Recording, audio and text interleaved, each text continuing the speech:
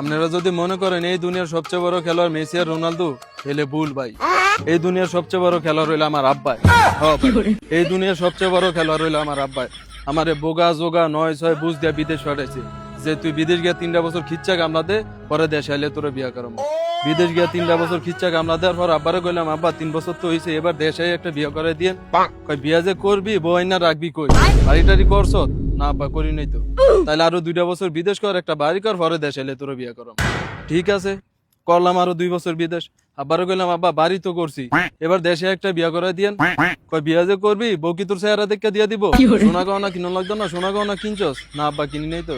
কই তাইলে আরো 2টা বছর বিদেশ কর, সোনা গহনা কিন, পরে দেশে আইলে তোরে বিয়া করাবো। ঠিক আছে, সুন্দর কথা, সোনা গহনা ছাড়া তো বউ দিত না। করলাম আরো 2 বছর বিদেশ। আব্বারে কইলাম, আব্বা সোনা গহনা তো কিনছি, এবার দেশে একটা বিয়া করে দিয়েন। বিয়া যে করবি অনুষ্ঠান করতি না, 200-400 মানুষ দাও দাও খাওয়াতি না? আব্বা খাওয়া মতো তো টিয়া পয়সা আছে? না আব্বা না। তাইলে আরো 2টা বছর কামলা দেয় খিচ্চা, পরে 5 লাখ টাকা ক্যাশ কর, তারপরে তোরে দেশে এলে শিওর তোরে বিয়া করে। দেখছেন গানের কোনো শেষ আছে? হ্যাঁ, গান একটার পর একটা রেডি খাই। মানে আমারে বিয়া করাবে হে দুর্বলতা সুযোগ নিয়ে আমারে যা খেলা দেয়াইতেছে ভাই, আমি শিওর সামনের ব্যালন ডিওর আমার আব্বাই খাইবে। আমার এই বিশ্বাস আমার আব্বার প্রতি আছে ভাই। আমার বিদেশ পাড়া যেই খেলা দেয়াইছে ভাই, সামনের ব্যালন ডিওর 100 আমার আব্বাই খাইব।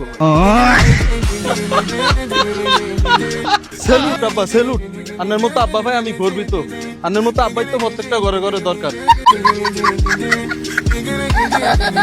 না রে আব্বা রে, আপনি আমার একটা আব্বাই।